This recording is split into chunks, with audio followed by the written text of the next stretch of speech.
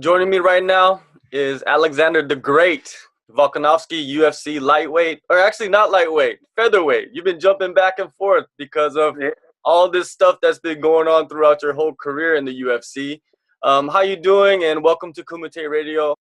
yeah, I'm good. Yeah, you're right about that. I fought at many weights before, from middleweight to featherweight. So, it's just a part of it. Obviously I used to be heavier, but then even when I was fighting at featherweight, sometimes hard to get fights. And then, obviously getting in the UFC at lightweight and just things, you've got to do what you've got to do. But yeah, featherweight's my home, and I feel very strong at that weight, and I'm looking to climb through these ranks. Now, you're out in New Zealand. What are you doing out there? I was just doing a bit of my camp over here. Just a good gym here at City Kickboxing. A lot of people I know there. You got Dan Hooker, Israel, Brad Riddell, Vake brothers, Kai Kara France. There's plenty of numbers. We've been getting a lot of numbers in, and the training's been unreal. So I'm doing this is my second week here, and then I'm going to be heading back at the end of the week, heading home at the end of the week. I'm heading down Melbourne to get some training in as well. You're out at City Kickboxing right now. You got killers out there. Sparring must be crazy. What are you kind of focusing on? I focus on all of it. I always prepare for anything. Anything can happen. There could be an injury, and then I get someone else. You know what I mean? So it's, I never just focus on one thing. Obviously, we have game plans for certain fighters and things like that. So, obviously we're working to what we want to do, but at the same time, you sharpen all your tools. We do this full time, so we've got enough time to really sharpen everything. And just fitness. Yeah, get fit. And this is going to be a tough fight. I know he's a grinder, so he's going to try and wear me up, but I don't wear out easy. So just going to stay fit and be ready. Be prepared for the worst.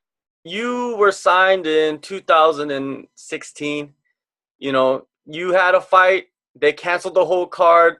You've been through so many cancellations. So when you're in camp, mentally, like, do you think like, hey, I gotta be ready for every single guy on the roster? You can't really focus on the opponent that you have in front of you. Look, obviously I prepare for the person that I've got there, but at the same time, I'm not.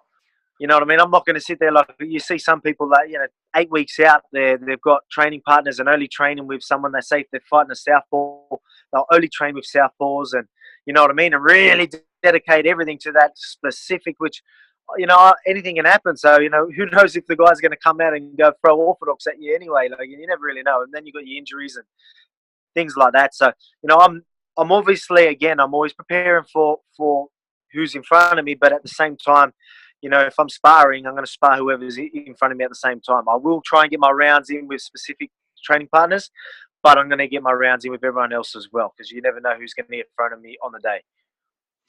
Your opponent, you're supposed to fight him in your last fight, and you had your camp, preparing for him, and then this camp you're preparing for him again. So is that a benefit for you, do you think? Well, yeah. I guess you got two camps to prepare for him, but at the same time, I don't specifically do it. Knowing that he's a grinder makes me, want to train really hard and get fit. So I guess that's a good thing. So I'm always going to make sure I'm fit enough anyway. So that's always a key to success as well. You always want to be fit. So I'm always ready to do 5 rounds, even though it's only 3. So again, he's a grinder. He's a tough bloke, but I'm preparing to go to war if I have to. But again, I'm always looking for that finish, and that's exactly what I think will happen. But yeah, he got injured last fight. It happens. I mean, I think he got a bit upset with me saying that I want guys that won't get injured. I don't mean that as directed at him like, oh, you got injured, you got scared. You know what I mean? Obviously, injuries do happen, but at the same time, it happens to me a lot. And I was injured that camp too. I had bad back injuries. Haven't told anyone about that actually, to be honest with you. But I had 2 bulging discs. I had a sciatic pain. I had a broken fragment that camp, and so I was out for I was out for 10, 12 weeks, and it only left me right to the end of the. I only had 6 weeks to prepare for the fight. But in saying that, I was in a position. Remember, I do this for the family, so I needed to fight. I needed the money, so I was going to fight no matter what. He might not be in the same boat as me, and I got told he had some nerve pain and that as well, so that's why he pulled out. But I'm in a situation where I need to fight, and again, I'm not like, oh, he's going to pull out, he's scared. It's just I want guys that I know, like if they, I need someone to turn up, because I almost missed out on fighting in the Sydney card, and again, I needed that money, so not fighting can really hurt. We get paid per fight, so I want to fight regularly, and missing out on opportunities is a real big letdown for me and my family. So that's all it is. I just need to fight. I'm glad I end up finding a replacement, 2 replacements actually. So I was meant to fight Humberto, total opposite sort of fighter. Kickboxer, southpaw. You know what I mean? It was crazy change, and then getting changed like a week out, and getting another orthodox fighter, stand-up fighter, which wasn't too bad. And that's another thing that, another reason why I was pretty upset with these guys getting injured. This Humberto, supposedly broke his wrist. That's what I got told. Fair enough. You're like, I heard that. I'll be like, oh, damn, unfortunate for him. And then straight after my fight, this was probably not even 10 days after he pulled out from injury, he's telling me he's 100% ready to fight, and let's get a fight happening. And I was like, what? Wait a sec. You just pulled out from a broken wrist, supposedly. And, so you can see where I'm coming from. You can see why I'm like, well, you know what? I want guys that are going to turn up. So, in that aspect, were you very hesitant on signing this contract again to fight this guy, since you don't want somebody that's going to pull out? Because you said right now you had bulging disc, but you're fighting for your family, so you have to fight. No fight, no money, no life, right? Yeah, well, that's well, at that time it was like that. It was I didn't fight till June or July, was it, the year that year? So it was a few months went by, and I was really starting to get low on that money. Where I was in a situation where, like, I need money really bad. I need to fight, so I was going to fight no matter what. I had enough time to prepare. Obviously with the back, it was lower back discs. I done 2 of those, so I was not much you can do when you got lower back discs. But once I was all right to start training full time, I really just put the work in, and it probably wasn't my best performance, but you know what I mean. I got another whole camp, and I've had plenty of time to prepare for this fight, so it's all good. How is your health now? Yeah, good. Yeah, we're sweet. I'm like I said, I'm here in NZ, and they train real hard over here, so it's been unreal. We've smashing some sessions down. And UFC 221, we've been talking about your opponent, Jeremy Kennedy. What dangers or what challenges does he pose to you? Well, to be quite honest, I don't think he's he's not a really dangerous fighter. He doesn't really, finish fights, regularly and like a big, massive power, but he's a grinder. So they're tough fights. Grinders, people hate fighting grinders. I'm a grinder myself, so I know a lot of people, the pressure fighters are really just stick to you and just, they don't stop. You know what I mean? He's like that, but at the same time, I'm pretty similar. But I believe I've got the knockout power.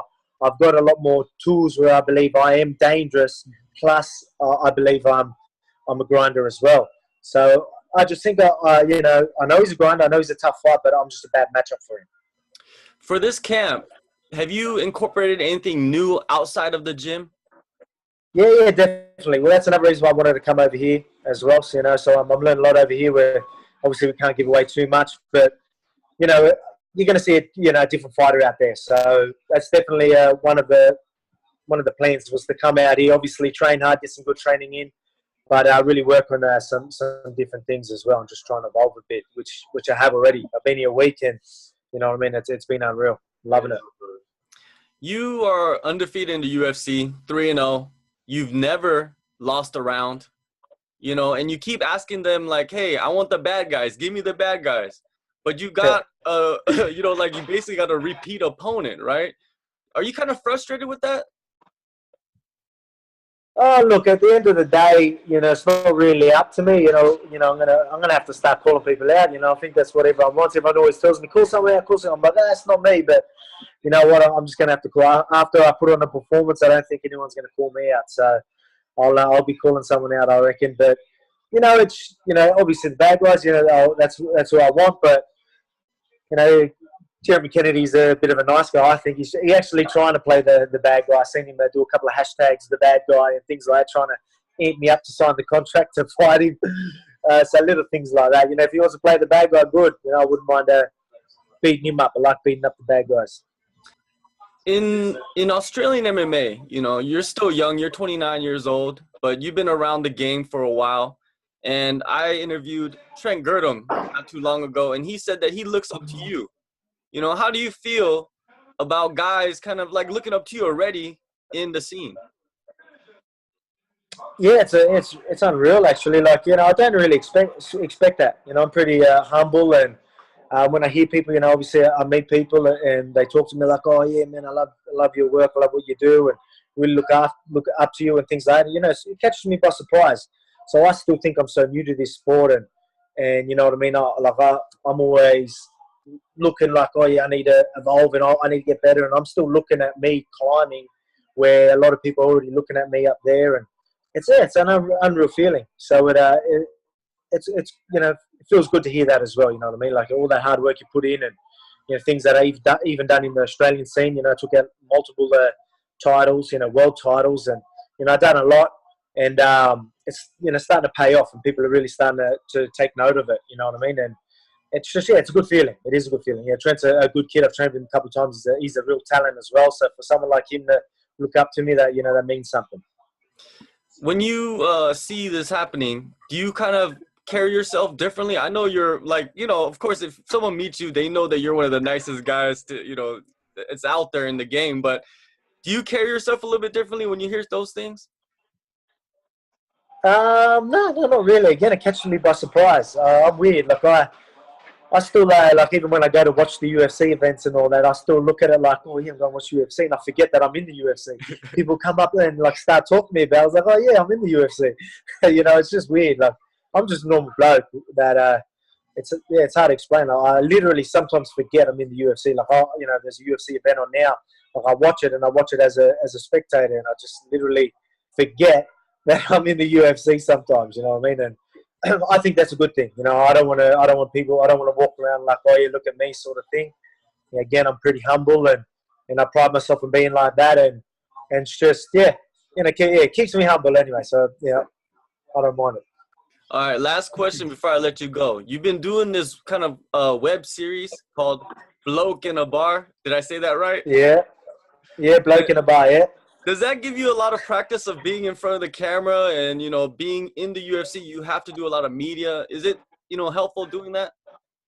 Yeah, it definitely does. That's one of the reasons why I wanted to do it as well. Obviously, you got your content and that, but I want to be good at you know, being good in front of the camera. You know, want to speak well, like all that sort of stuff. So that was a big reason why I took it up, really.